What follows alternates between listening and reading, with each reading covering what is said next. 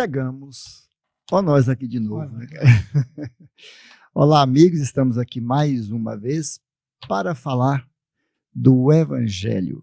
Este é o programa O Evangelho em Nós, à luz da doutrina espírita. E desde já, agradecemos aos companheiros que nos assistem, que se conectam conosco pelas plataformas do Facebook e do YouTube. Quem quiser participar com a gente também, fiquem à vontade. Podem participar com perguntas, com colocações. Participe do programa pelo 64 99603 1234. 64 99603 1234. Bom, esse telefone. É um telefone fácil, né? E também nós vamos agradecer também aos amigos da cidade de Serranópolis, da Serra Verde FM 104,9, que retransmitem esse programa sempre aos sábados, das 7 às 8 da manhã, né? E também ao Centro Espírita Eurípides Balsanuffi, da cidade de Serranópolis. Um grande abraço a todos vocês e vamos juntos falar do Evangelho. Boa noite, Carlos. Boa noite a todos. Mais uma honra, né, de estar aqui ao lado de vocês. Para mim, eu digo e repito, sempre é uma honra muito grande. Sejam todos bem-vindos. Então, me senti honrado. Nos vendo e nos ouvindo, né?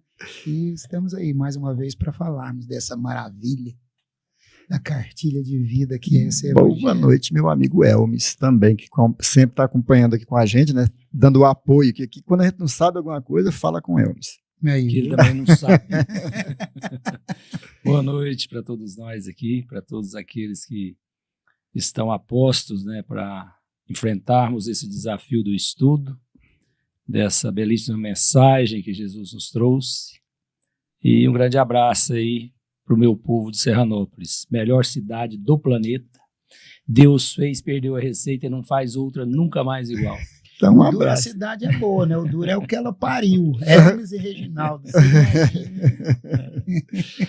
Bom, vamos também pedir, né, sempre a presença dos benfeitores espirituais, que o nosso Mestre Jesus possa abraçar a todos nós, encarnados e desencarnados, em uma só luz, em uma só corrente, em uma só energia, que nós possamos contribuir com diversos, milhares de focos de luz do Evangelho, das milhares de denominações religiosas, dos lares, através dos cultos nos lares, de todos os templos. Eu tenho certeza que a luz passa a irradiar deste planeta e muito forte. Que essa conexão seja sempre estabelecida e que possa dar sempre a proteção ao nosso querido planeta. Que Jesus, assim, nos abençoe. Bom, meus amigos, e o tema de hoje do Evangelho segundo o Espiritismo, nós estamos falando do capítulo 18, capítulo 19, né? Capítulo 19, a fé transporta montanhas. E hoje nós vamos falar sobre a parábola da figueira seca. Antes de falar sobre a parábola da figueira seca, vamos dar uma contextualizada para a gente lembrar um pouquinho. Eu estava dando uma olhada aqui na literatura, né, pesquisando alguma coisa sobre o tema, e também eu até acompanho sempre os estudos, né, do Evangelho de Haroldo, né? Eles dão uma contribuição muito grande, uma base muito boa para a gente, e a gente acaba indo pescando algumas coisas. Em primeiro lugar, eu queria trazer aqui a parábola da figueira seca. Ela se encontra em Mateus, se encontra-se em Lucas e encontra-se em Marcos. E o interessante dela é que ela, em Mateus, ela é falada como uma parábola, a parábola da figueira. Em Lucas, em Mateus ela começa a aprender a parábola da figueira. E em Lucas, que é o capítulo que consta aqui no Evangelho, aliás, em Marcos, no Evangelho segundo o Espiritismo, está: quando saíam de Betânia, ele teve fome. Então, ele já dá uma narrativa de uma coisa real, de um acontecimento, de uma caminhada. Embora também o título seja a parábola da figueira seca. Outra coisa interessante que eu dei uma observada, e aí já olhando aqui sobre o Novo Testamento, nessa tradução aqui, a tradução de Haroldo Dutra Dias, antes da parábola da figueira, tem o sermão profético, falando das grandes tribulações, né? Então aí a gente vai vendo como foi linkado por Allan Kardec aqui do Evangelho. Tem as grandes tribulações, onde Jesus fala de tudo o que vai acontecer, de todas as coisas que estarão acontecendo, terremotos, maremotos, todas essas tribulações de guerras, brigas, né?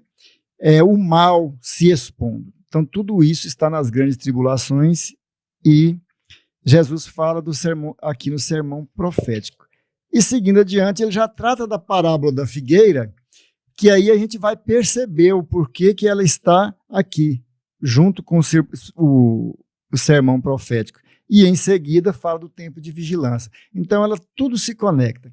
Então o que acontece? Ela está falando de essa parábola nos remete a um momento em que nós estamos vivendo, já que o Cristo fala que são essas grandes tribulações que ele falou no seu sermão, e a parábola ela já vem para anunciar e dar um alerta sobre o que estamos fazendo da nossa caminhada, o que estamos fazendo da nossa existência, o que estamos fazendo da nossa oportunidade. E aí a gente vai linkar isso daqui e depois fala um pouquinho da vigilância, e aqui no Evangelho fala da fé. Alguém quer fazer uma colocação antes? Eu quero.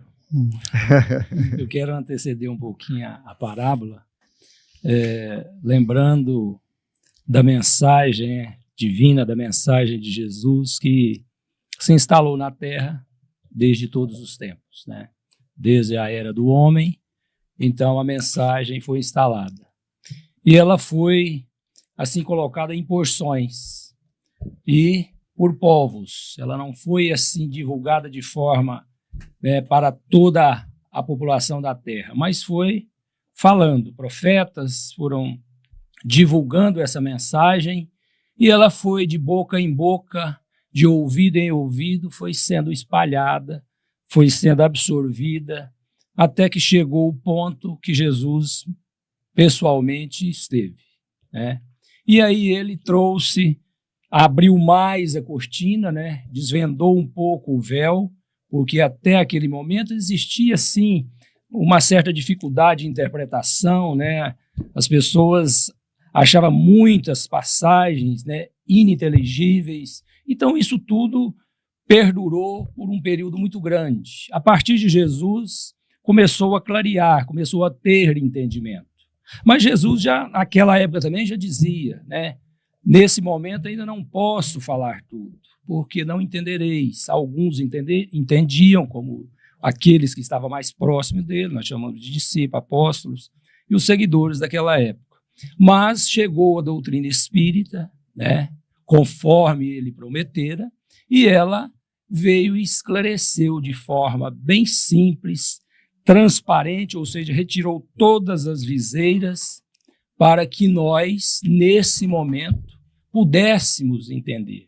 E a gente percebe que isso é uma verdade. Agora, não estamos falando só da doutrina espírita como movimento, mas outras religiões já também fazem uma interpretação mais lúcida, né? Onde essa passagem, há algum tempo atrás, ela era quase que inexplicável. E com essa nova chegada dessa mensagem de forma mais transparente, então percebeu-se o significado de tudo isso. Então, enfim, o que eu queria fazer o resumo é que a mensagem de Jesus, toda a época que ela teve a sua simplicidade para tocar o coração do homem. Porém, o homem ainda não estava sensível para receber a mensagem. Embora na simplicidade ela trazia uma complexidade, porque até hoje, 2000 e tantos anos, nós estamos estudando as parábolas. E era justamente isso que eu queria. Deixa eu só pôr minha perna para cá. Falar sobre estudos científicos, até de estudiosos literários da Bíblia e de tantas outras, né, de outras passagens, até outros livros, outras religiões, os teólogos, né, sobre essa passagem de Jesus. Eu dando uma olhada, e você descobre um monte de estudos a respeito disso, de que na Bíblia fala que ele chega na figueira, né? E a figueira já estava sem galhos, sem nada, né? Que ele estava com fome. Em outras traduções, ela tem que a figueira estava com as folhas, mas não tinha frutos, né? E pegando aqui no Caibar Schutel, né? Shura, né? A gente fala Schutel, mas a pronúncia Shuro. Portuguesado. Isso, aportuguesado. Que hoje muitos estudos na literatura espírita se baseia na tradução dele, aonde que ele remonta ao que Jesus já tinha passado por essa figueira várias vezes, que era uma plantação aonde que o próprio agricultor falava, todas as minhas figueiras, né, dão frutos e essa não. Aí tem uma passagem, até eu achei interessante sobre isso, da tradução hebraica, onde que eles dizem que a figueira tinha que ser adubada. E ela é adubada antes dele dizer assim, não dá frutos, tem que ser cortada e queimada. Outra que o Caibar traz a respeito é que ela não murchou de uma hora para outra. Porque ele segue a cronologia para que essa figueira foi seca depois que eles voltaram. Né? Percorreu um ciclo. Percorreu o ciclo totalmente. Mas, diante disso tudo, se nós trouxermos essa parábola para o nosso dia a dia, independentemente se ela tinha sido cortada, se ela demorou 4, 6 horas, porque tem todo esse estudo em cima para que ela ficasse seca. Independentemente disso, que você falou muito bem, é a mensagem captada dela. A mensagem do quê? De que nós vemos hoje vários segmentos, várias religiões, várias pessoas, várias empresas, várias nações, várias pessoas influentes, seja ela do meio político ou de alguma coisa, com muita folha, mas sem fruto nenhum. Só mostrando a roupagem exterior. Só a roupagem que você se parece. Porque se nós fizermos uma analogia na figueira, que ela estava muito bonita, não tinha. Por que essa figueira? Uai, qual que é? Adianta ela ter uma folhagem muito bonita, mas não matar a fome? Vamos. Né? Então, esse é o lance de toda a simbologia dessa mensagem. É que não adianta você ter a aparência, que não adianta você falar muito e fazer pouco. Né? Então, ela é muito completa. Mandar um abraço, né, para a pessoa que está ali, né, a Lília, eu conheço. A Lília, a Vanessa, a Luz Dalma, estão nos ouvindo, muito, muito obrigado, um abraço bem grande. Vai marcar falta para a Norma hoje? Norma, pelo menos aqui não está. Deixa eu, para a gente contextualizar ela aqui direitinho, eu vou ler a parábola aqui que está em Mateus e a que está em Marcos, ela é pequenininha, para a gente comentar mais alguma coisa. Então, em Mateus, quando ele diz que ela é uma parábola, ele diz, aprendei a parábola da figueira. Quando os seus ramos já se tornaram tenros e as folhas brotam, sabeis que está próximo o verão. É um ciclo. Assim também vós, quando virdes todas essas coisas, sabeis que está próximo às portas. Às portas. Amém vos digo, que não passará esta geração até que todas estas coisas aconteçam. O céu e a terra passarão, mas não passam minhas palavras. A respeito daquele dia e hora, ninguém sabe, nem os anjos do céu, nem o Filho, mas apenas o homem. Então aqui, em Mateus, a gente vê que é uma clara advertência sobre o que ele falava anteriormente no sermão profético das grandes tribulações. E aqui, já em Marcos, né, onde está situado aqui também no Evangelho segundo o Espiritismo, ele já faz um alerta, igual o Carlos falou, né? Quando saíam de Betânia, aí já não é a parábola, é uma realidade deles, é um fato, né? Quando saíam de Betânia, ele teve fome. E vendo de longe uma figueira, foi ver se encontraria algum fruto. E aproximando, só encontrou folhas, pois não era tempo de figos. Então Jesus disse à figueira, ninguém coma de ti fruto algum. E os discípulos o ouviram. No dia seguinte, passando pela figueira, viram que ela secara até a raiz. E Pedro, lembrando-se da fala de Jesus, disse-lhe: Mestre, vê como secou a figueira, que amaldiçoaste? Jesus, tomando a palavra, disse-lhes: Tende fé em Deus. Em verdade vos digo que aquele que disser a esta montanha: Levanta-te e lança-te ao mar, sem hesitar em seu coração, mas crendo firmemente que tudo o que tiver dito acontecerá.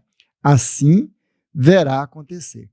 Então, nessa parábola aqui, nessa fala aqui de Marcos, ele faz um alerta e uma advertência para o cultivo da fé. Agora, é inadmissível nós... eu ia fazer essa pergunta para vocês dois. Dadas as traduções e o quanto nós temos que, hoje, já temos a ideia e o entendimento de preocuparmos até com as traduções. Dá para imaginar Jesus amaldiçoando um ser qualquer? Assim, no amor em pessoa e na caridade, no amor e na benevolência que era ele, de olhar na figueira, mesmo sabendo que e se eles estudaram a cronologia, era numa época da fruta. Como se ele não soubesse, né? E como se ele não soubesse, aí eu falo, não, então você não dá fruto, não, eu vou te amaldiçoar, você vai secar e vai ir, sabe?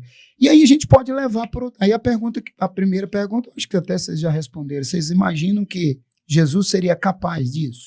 Na verdade, todos esses acontecimentos aqui são utilizados, Jesus não perdia uma oportunidade de dar o seu ensinamento, né?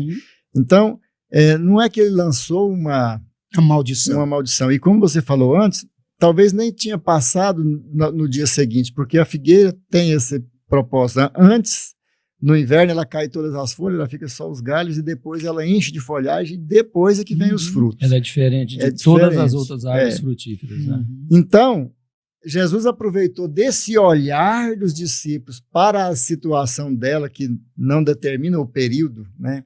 Não podemos determinar, não, Jesus amaldiçoou, ela morreu e secou. Jesus não faria isso.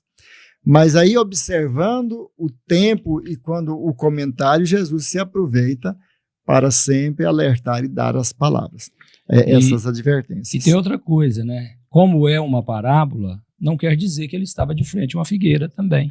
Ele contou várias sem estar. Não haveria uma necessidade absoluta para isso. Ele aproveitou a situação que traduz esse símbolo, né, esse simbolismo, e assim ele expressou. Mas chama atenção aqui, só para esse... Lê só o finalzinho aqui, onde que ele fala, eles falam da figueira e ele fala, se vocês quiserem chamar uma montanha para ela pular no despenhadeiro, ela vai pular. Então, o que ele estava dizendo com isso? E a gente claramente pensando na bondade de Jesus e no que ele queria dizer. Que se você tiver só folha, não tiver fruto nenhum, mas se você quiser e ter fé e quiser, você vai dar fruto. Você vai fazer qualquer coisa. Então não é condenado. Você não está condenado por ser só aquilo. Você pode fazer o bem, você pode ir além daquilo que você é hoje, né? Então essa passagem aqui, a gente dá para entender que ele estava querendo dizer isso, né? E no início aqui do relato de Marcos, Jesus não disse a maldição. Não. Se olhar, quem falou que ele amaldiçoou foi Pedro. Ele não questionou, mas ele não também afirmou. Então, ou seja, ele não usou a palavra eu te amaldiçoo. Ele não falou isso. Né? Então, assim, acho importante que o que acontece com a maioria de nós até pouco tempo, e hoje a gente às vezes vai despertando, é que a gente usava todas essas lições na literalidade. Total. Então, porque qual é o sentido da mensagem para nós na Terra, se não é para nós? Ela não tem outro sentido. Ela foi feita para mim, para você, para todo mundo. Então, ali, qualquer lição precisa de colocar o espírito imortal frente a frente com a ideia que está posta.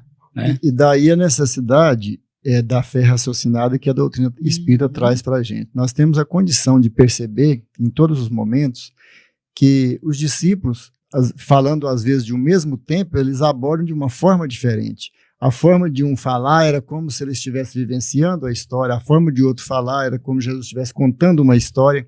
Então tem tudo isso no contexto, mas a importância real do que está dizendo é o significado do que ela quer dizer. E todo o significado dela nos remete para tempos de agora, né? Esses tempos das grandes tribulações, onde a terra passa por uma transição, e aquele que não der bom fruto será arrancado e jogado fora, ou será queimado. O fogo tem um significado bíblico também. O fogo é renovação através do sofrimento, né, das tribulações. Capítulo 3 de da Mateus. dificuldade. Exatamente. Ele fala que veio batizar não com água como João, mas com fogo e o Espírito Santo, né? Então é desta forma. Então nós agora, e aí eu trouxe até uma outra literatura aqui do Caminho da Luz, para a gente ver isso. Quando fala da árvore, a árvore ela é representativa, a figueira, ela representa também o homem e representa o povo de Israel, os hebreus, né? Então aqui no livro que é Caminho da Luz, de Emmanuel, ele vai falar exatamente uma coisa aqui interessante, e que é aí que nós vamos perguntar o que nós identificamos com o hebreu, que somos também filhos de Israel. Então ele diz assim no capítulo 7, dos espíritos degredados da terra, olha só, foram os hebreus que construíram a raça mais forte e mais homogênea, mantendo inalterados seus caracteres através de todas as mutações. Examinando este povo notável no seu passado longínquo, reconhecemos que, se grande era a sua certeza na existência de um Deus, muito grande também era o seu orgulho dentro de suas concepções da verdade e da vida. Consciente da superioridade de seus valores, nunca perdeu a oportunidade de demonstrar a sua vaidosa aristocracia espiritual, mantendo-se pouco acessível à comunhão perfeita com as demais raças do orbe. Então, aqui fala de um povo representado pela árvore da figueira, mas fala também do homem representado também. Quais são as nossas produções hoje?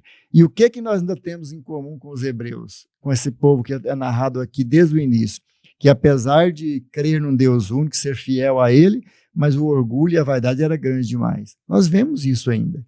Nós vemos que o homem hoje, a vaidade e o orgulho é a causa da queda do homem e do degredo que vai acontecer. E aí em Gálatas 5:22, isso aqui eu estava vendo no estudo do Haroldo, eu achei muito interessante, falei, não, vou anotar porque é bacana. Nossa, ela é abalável.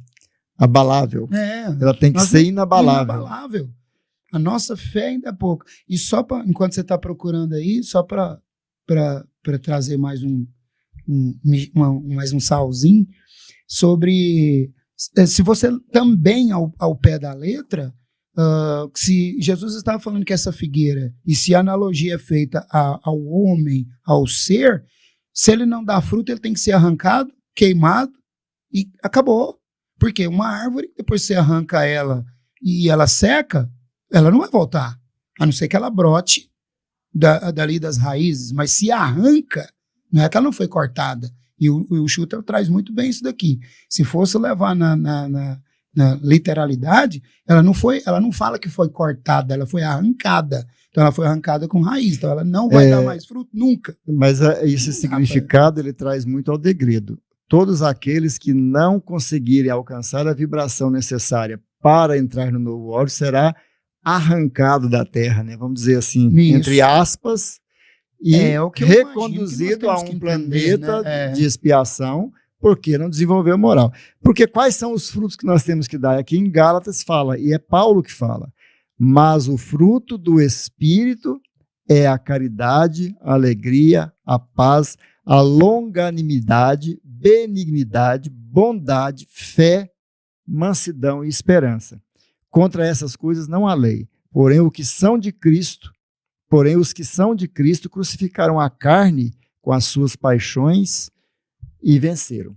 Então, este é os frutos de que se espera de nós. Então, aqui nós percebemos, em todo esse aspecto da parábola da figueira, que está falando claramente de uma necessidade nossa de mantermos a fé, que é a sequência do Evangelho, né, de antes e depois, e da vigilância, para que a gente possa observar os acontecimentos que está tendo aí, fazer a nossa renovação, manter a nossa fé inabalável, né, como o Carlos estava falando aqui agora, porque vão acontecer coisas muito difíceis e nós, com o alicerce da doutrina, nós temos condições de passar por essas tribulações e dar frutos, né? Aquele que não der frutos, né, as consequências serão estas.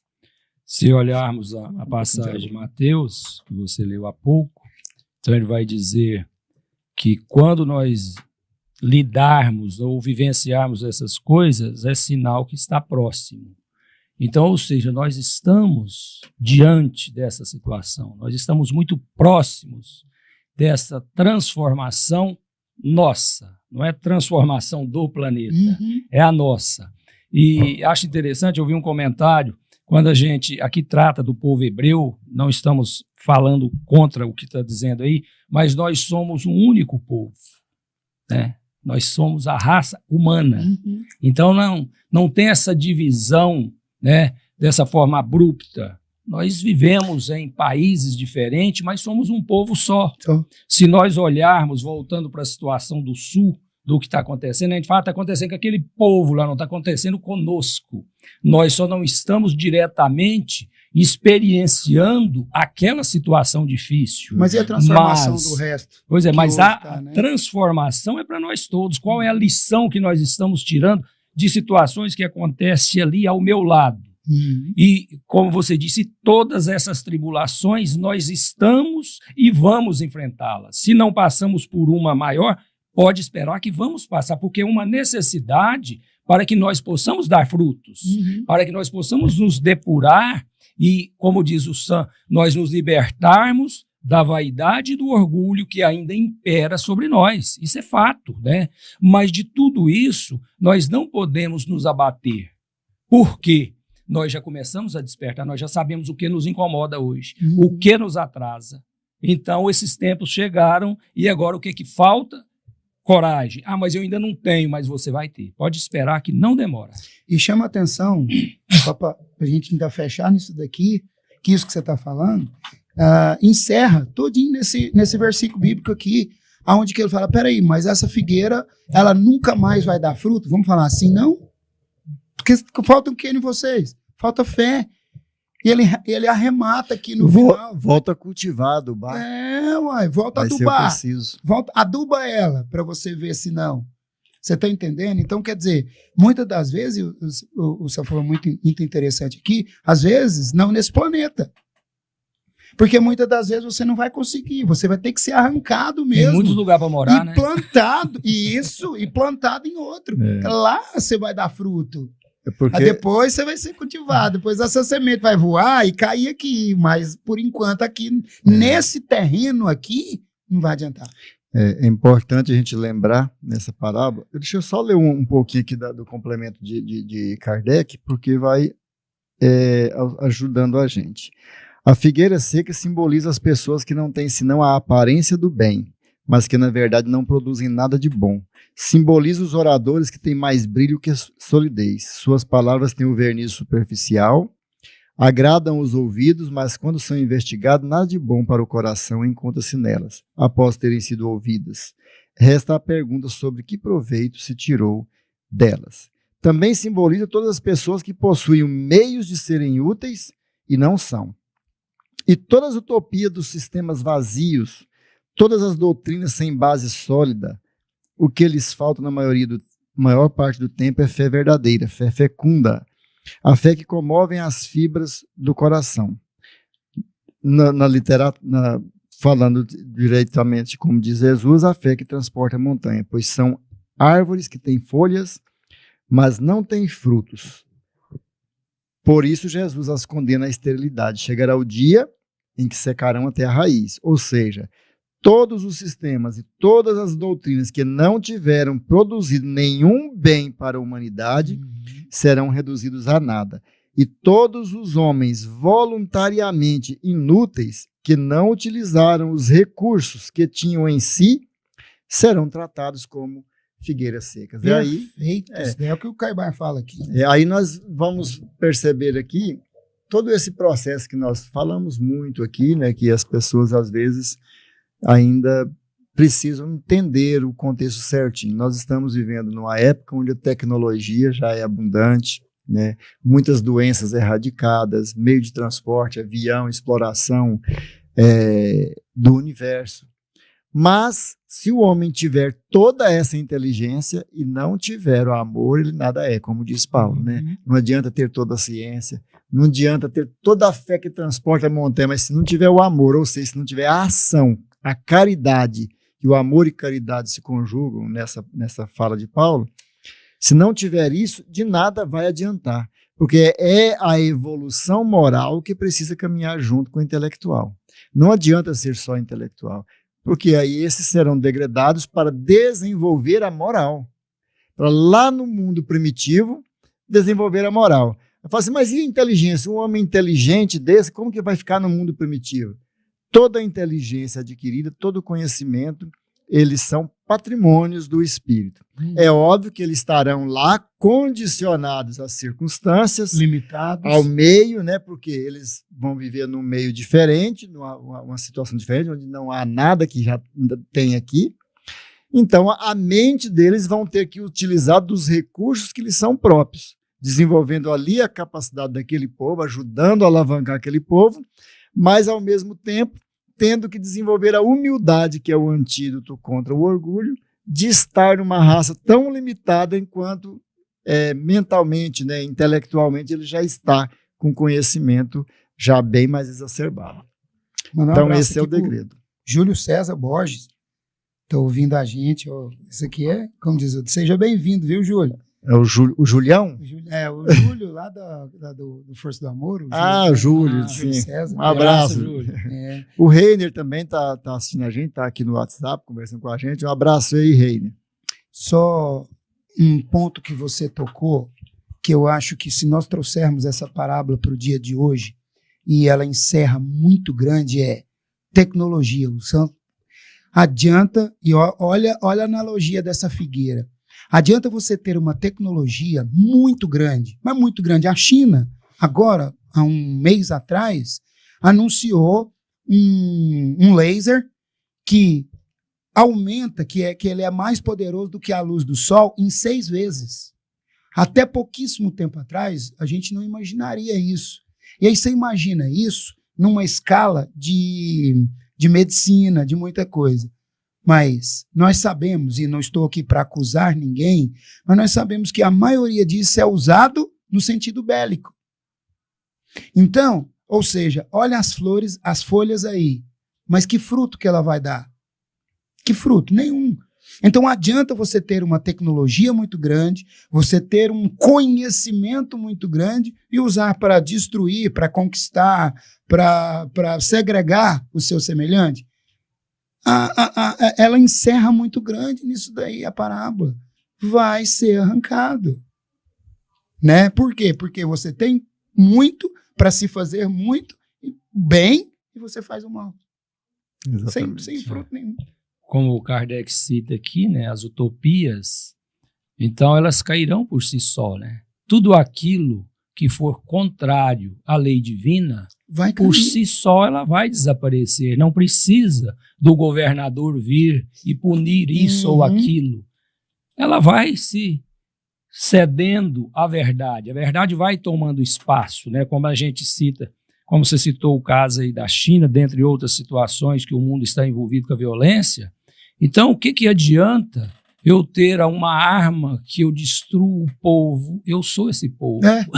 Eu vou me destruir. E aí outra coisa, nós somos imortais, então destrui-se corpos, mas não se destrói espíritos. Então, nós continuamos e você vai herdar o quê?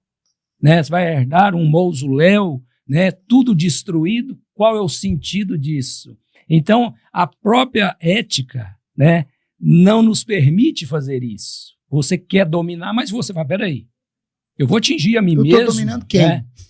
Então, acho que essas experiências, apesar de elas não serem boas, mas elas estão nos promovendo, como a tecnologia hoje. Ela é excelente, mas o que nós estamos utilizando, nós estamos usando mais de 50% para o lado ruim, né, e um pouco para o lado bom. Mas a gente vai percebendo que está me atingindo, né?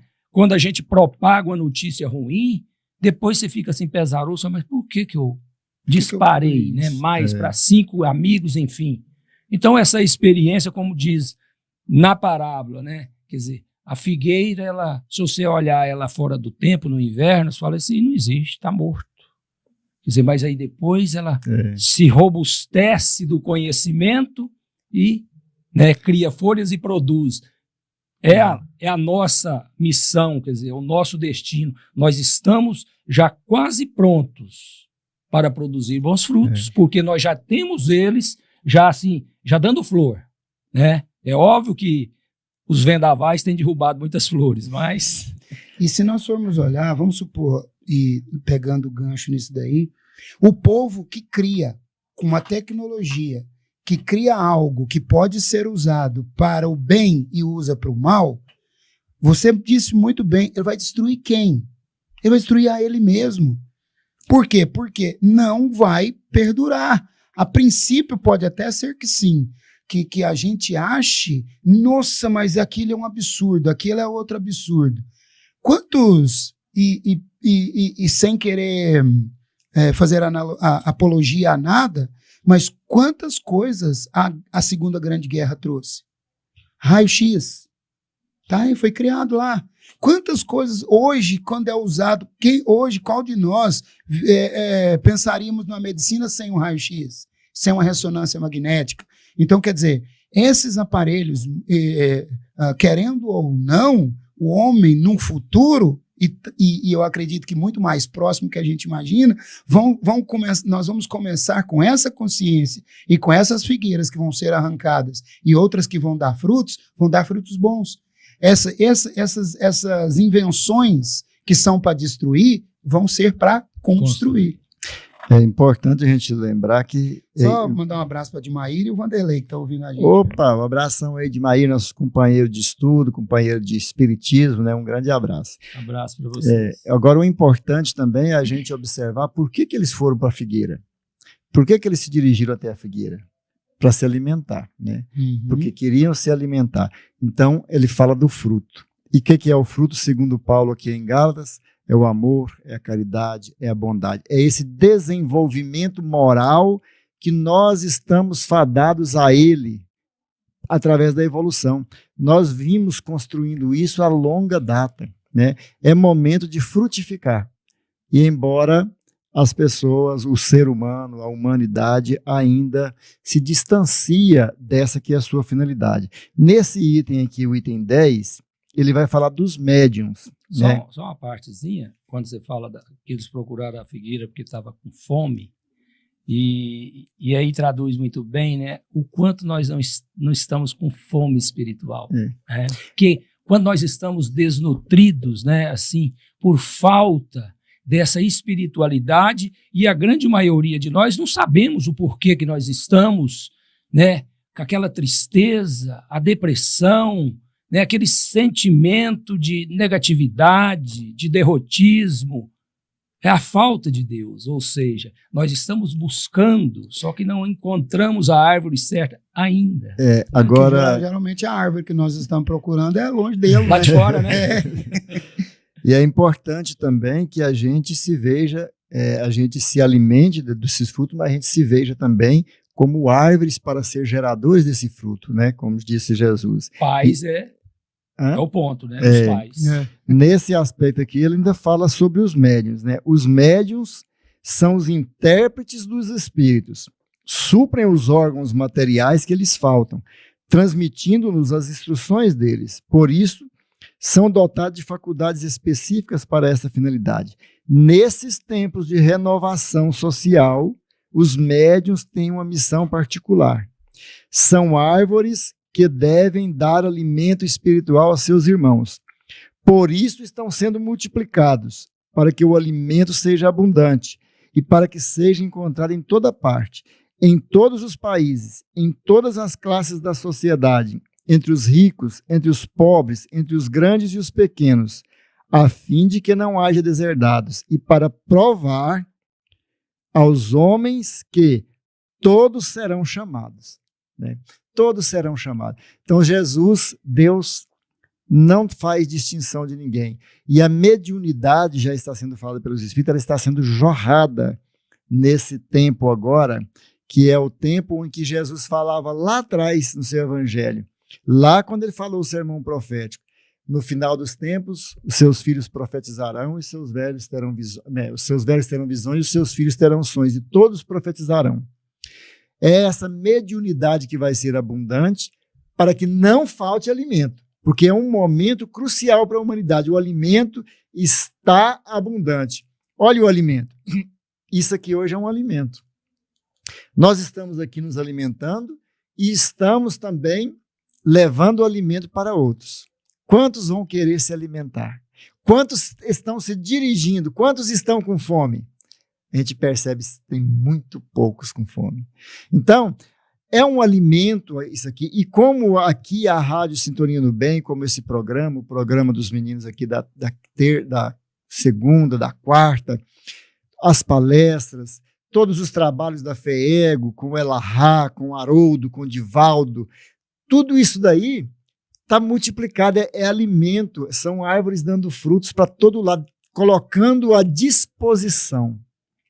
Então, não poderão reclamar depois que não foram chamados, que o alimento não estava colocado na mesa. E muitos, às vezes, não vão querer se alimentar, e aí, nesse processo, é onde Jesus fala depois que haverá pranto e ranger de dentes, que haverá o grande degredo, né? Olha o que Schutter fala aqui, Sam. O mestre, ao fazer analogia com a figueira seca, deixa claro que a lei de Deus atinge a todos, sendo eterna e irrevogável.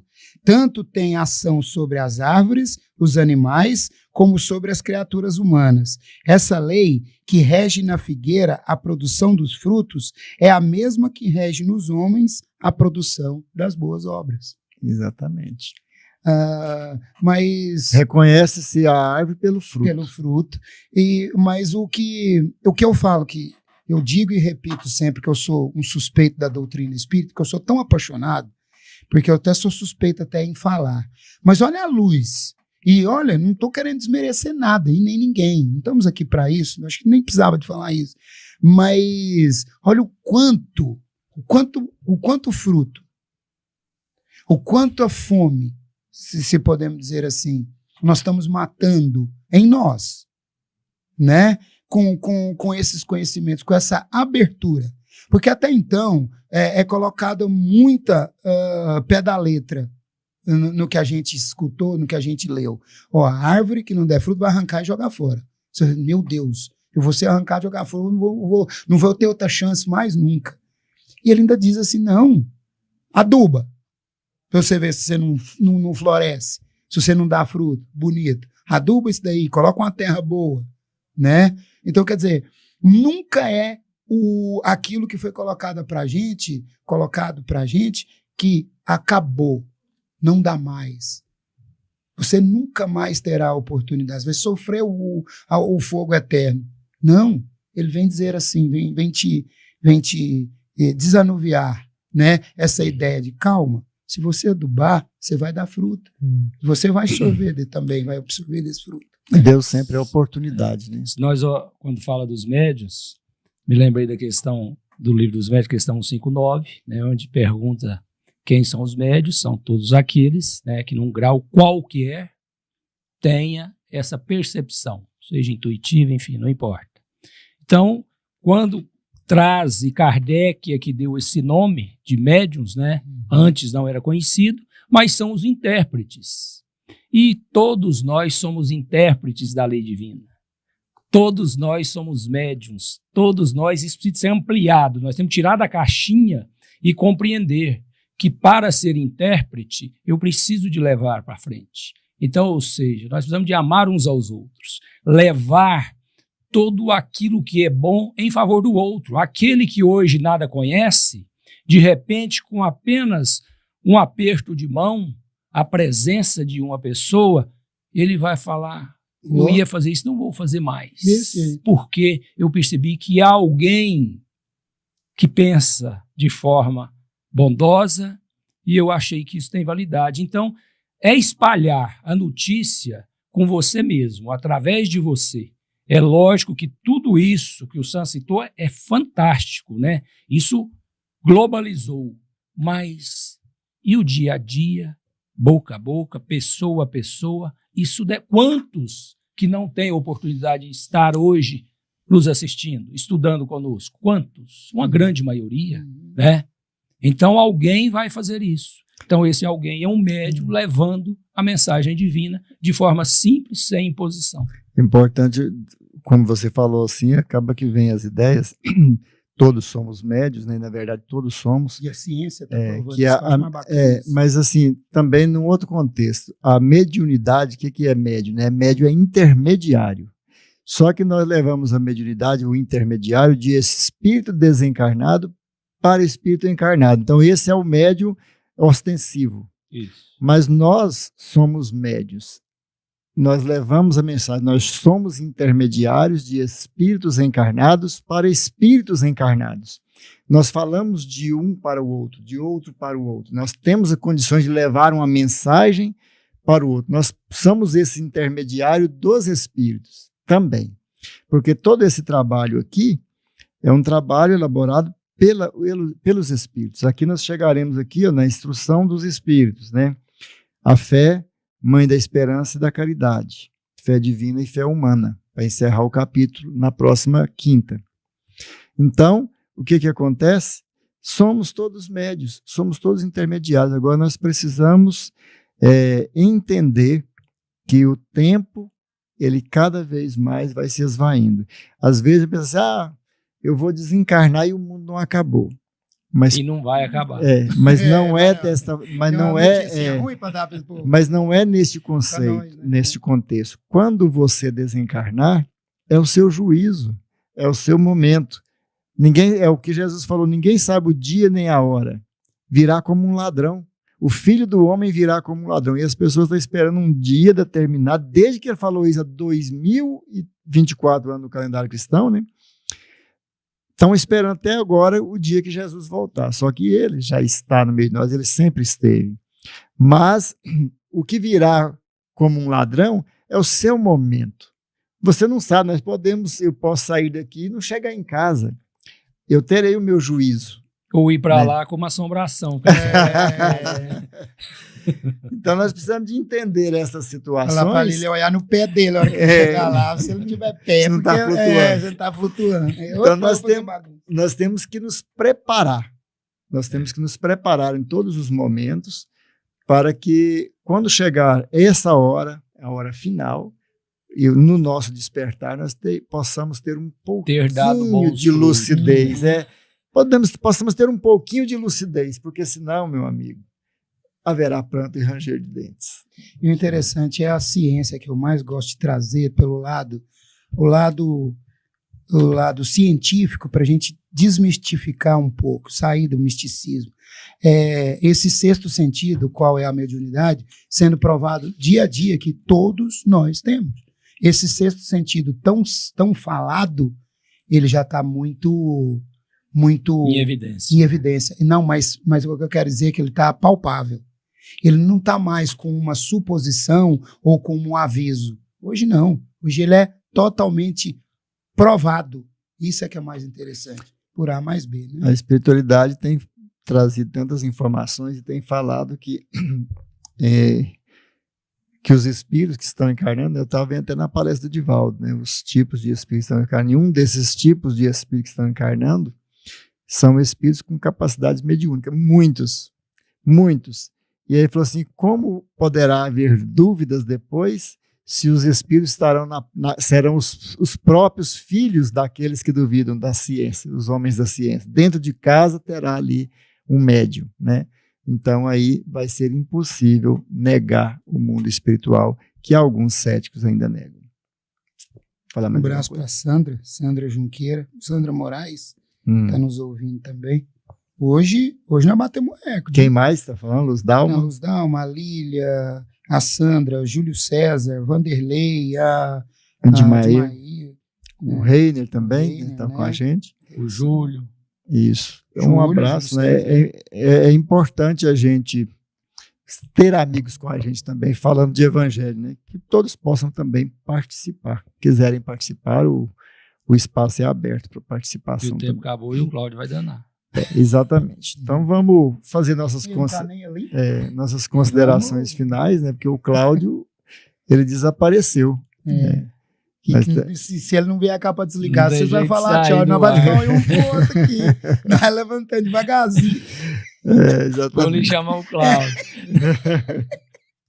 Nós não sabemos desligar aquele trem ali, não.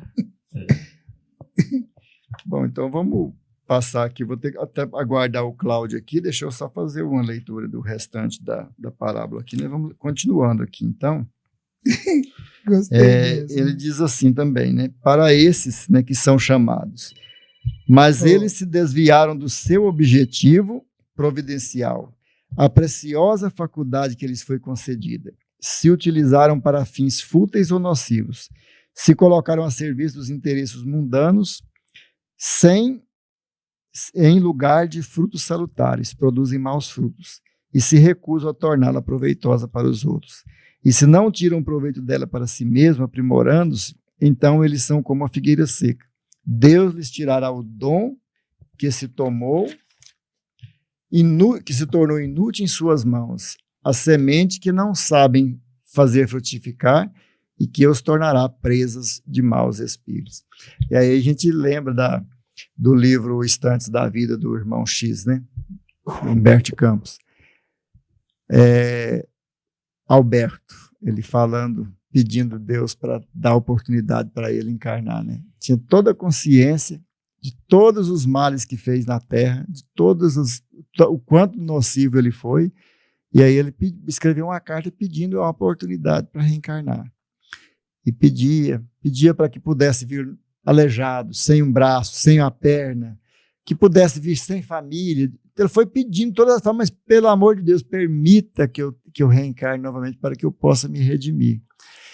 Então, tudo ele foi pedindo. No final, ele pediu para que pudesse reencarnar. Ele pediu para que pudesse reencarnar até com idiotia, porque tamanha vontade dele de se redimir dos males cometidos. E aí ele ouve a resposta. Deus é misericórdia e não Deus não vai fazer essa injustiça. Deus é misericórdia. E aí, Deus é misericórdia, não sacrifício. Ele vai te conceder a oportunidade, você vai reencarnar com um corpo normal, numa família normal, terá todos os recursos à sua disposição para que possa subsistir com a sua família. Mas, aos 38 anos, você despertará os seus dons mediúnicos e você servirá a mediunidade por 8 anos, pediram para ele. E ele reencarna, e aí conta Humberto de Campos que uma pessoa precisando, né, de um médium, aí foi falado dele, e esses espíritos conduziram essa mulher intuitivamente até o centro que ele estava. Chegando, ele não estava no centro, e a pessoa falou, não, ele não vem há muito tempo. E mostraram a casa, chegou na casa, ele estava na varanda, perna no beiral, tranquilo, e os espíritos induziram a mulher a conversar com ele, né? E ela pediu com paixão, que a filha era obsediada, precisava de todos os recursos e ajuda. Implorou, e ele falou assim, não, eu cansei, eu tenho meus recursos, eu não mexo mais com isso, eu tenho minhas atividades de trabalho, eu tenho meu comércio. Então, vai ser outro que vai chegar do lado de lá, teve toda a oportunidade de frutificar e, mais uma vez, percebeu que ele secou como a figueira e vai ter, por isso, depois, outras dificuldades reencarnatórias, né? Então é isso, meus amigos, finalizamos o nosso programa agora. Agora o nosso DJ voltou aqui ao normal, ele chegou, tchau, já tem condição, porque senão não subiria as letrinhas ali, né? Então, muito obrigado a vocês que nos acompanharam aí, pelas ondas do Sintonia do Bem, que Jesus abençoe a todos, que o Evangelho possa ser o alimento da alma todos os dias e que todos nós possamos frutificar, que essa é a finalidade da nossa existência. Boa noite, Carlos. Boa noite. Boa noite, um abraço a todos, muito obrigado, fiquem todos com Deus. Boa noite, que Jesus nos envolva, que esse momento possamos refletir bastante sobre a sua mensagem, o quanto ela é amorosa, o quanto ela é dedicada para cada um dos filhos de Deus que habita o planeta Terra, pois com tudo isso só depende de cada um de nós individualmente e depois coletivamente nós vamos nos abraçando com essa mensagem e ela vai nos fortalecendo, nos fazendo pessoas melhores. Junto com essa mensagem, seremos vencedores de nós mesmos e a paz reinará sobre a terra. Obrigado, Senhor.